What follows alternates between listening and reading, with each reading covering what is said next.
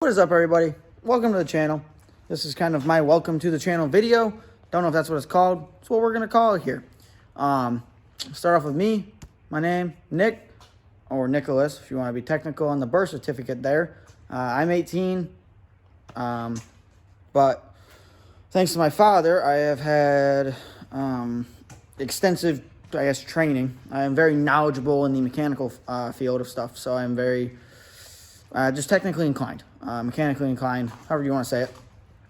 But for the real reason you're on this channel, and I don't know if looking it up for a how-to, this is just what it looks like, or you just like what we're doing here. Pretty much, this is my baby girl. And I say baby girl as I'm stuffing it in a stuffed shop right now. Got a lot of stuff going on in here. That's more of the side stuff there. That's the girlfriend's go-kart we're building. And this is a motor out of one of the race cars and the whole nine. That's going to be my walk-around video of this truck and kind of what's going to be on the channel. I'm recording this kind of out of order. I've got another video I'm going to post here in a couple of days. That's the transfer case and the tranny out of this truck. I'm going to go kind of over a build list out of everything that's on the truck. And then it's really pretty stock. Basic maintenance. Nothing's ever really been done to it. It was my father's truck. He bought it, I believe, in 2011 with 110,000 miles on it, which really is not that bad. And current mileage, well, somewhere is around 210. And I will show you why we say somewhere. Because the cluster went bad. And right now, I know it says 898,000. But tomorrow it might say 666,000. And tomorrow it might say 98,000. But I know that it's around 210. Because when that went bad versus just how many miles I put on it. It was pretty good at keeping track of the miles that I put on it, just trips and such. Kept up on my oil changes that way, just keeping in my head like, okay, I did a bunch of driving. Let's change the oil, be safe, do it right way. Oh, we got trucks firing up outside to start moving the tranny and stuff, but just talked about mileage around 210,000. This camera's zoomed out a little more. We can actually see. I didn't realize that was a feature. Well, there she is. There's the full view. Kind of was done to it. Not much. When my dad had it, he pretty much just did all the efficiency stuff to make it better for towing. Towing the race trailer, different stuff, anything heavy we had to move.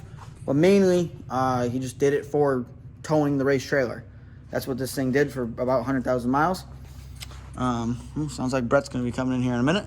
You'll see him in... Well, you're going to see him now, and then you'll see him in pulling the tranny video. But one of the things he did a Banks ram air intake. It does have the intake horn, which pulls air in there and sends it all the way up here. You might be able to see it down in there. That guy right way down there. It has 15% injectors. Do not know where those came from. Don't have paperwork on them. Not too worried about that. It did have a Steed Speed stock replacement manifold. He went from Steed Speed due to the fact that they were the best flowing on the market and still are. But I ended up selling that because I knew I was going to be upgrading to a second gen swap. So got a stock one back on here. And put this intake horn on here, just better flow. I know I've got some issues going on here. Got to clean all that up.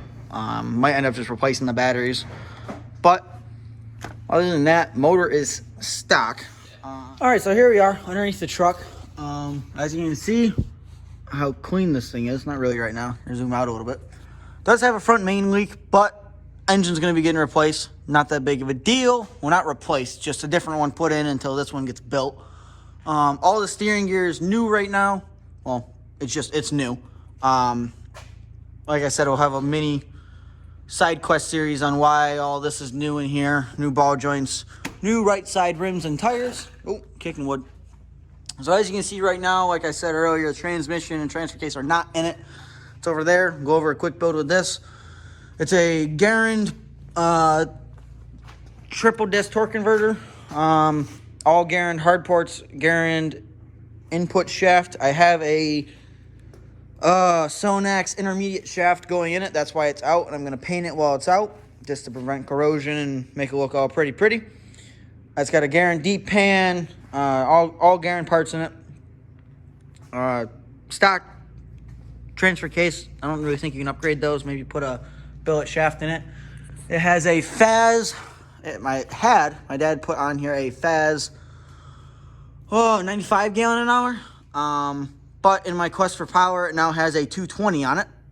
So yeah, that's definitely quite a bit louder. I might put a sound clip in of it running, of just the pump running, because it is quite loud. You might have seen this red line up in the engine bay. This is actually goes to a water methanol injection system. The pump to that is right over here. You might be like, what the fuck? Well, what the beep? That's going to get beeped out. What are these big old things on right here and right there and over here? Thought the truck was stock. Well, and my quest for cool stuff to put on here that was relatively cheap at the time, because I built them myself. Me and my brother, had my brother weld them. I sourced all the parts and did all the machining. Built traction bars. Now, these are extremely long. I believe the tubes are 96 inches, so 8 foot. And you can see down there, from the floor all the way up there. And that is way above my head. So, the joints are ballistic joints. They're actually joints that go in like rock bouncers and rock crawlers. If you're making a custom links for your Jeep, those are axle links. So I wanted to go for as much strength and reliability as I could out of these, because I did not want to come up with an issue. Ballistic, so the ballistic joints, 3.0 joints, I believe, if that matters. It's got a 3/4 hole, so 3/4 strength bolts. I don't know what the tensile strength is on that, but they are grade A bolts, so not going to have an issue with those. Machined nuts to be inserts, and then cut other nuts in half to be lock nuts, so they are adjustable for alignment purposes.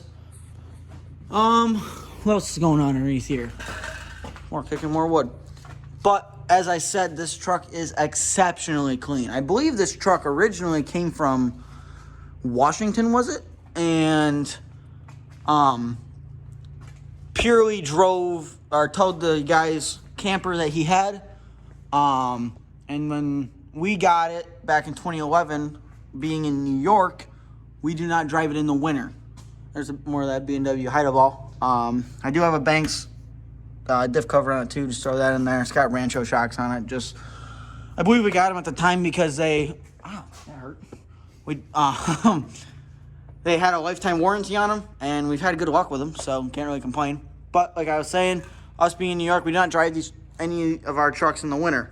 He actually has an 03 version of this truck, which is out back. Might show that at some point. Probably us trying to get it out of the mud pit this weekend. Get a clip of that. We just get winter cars. It is not worth to us letting these trucks rust out just because of what we do with them and the reliability we need out of them. Another part of the transmission, guaranteed billet flex plate. And yeah, that's pretty much a good overview of the truck. If there's anything you'd like to see specifically, I can go over. Oh, it has a train horn set on it. Not that big of a deal. Cheap, like $200 set. Wasn't too concerned about that. If there's anything you'd like me to specifically go over on this truck down the road, throw it down in the comments, and I will put a little video together for you. But yeah, other than that, that's what's up.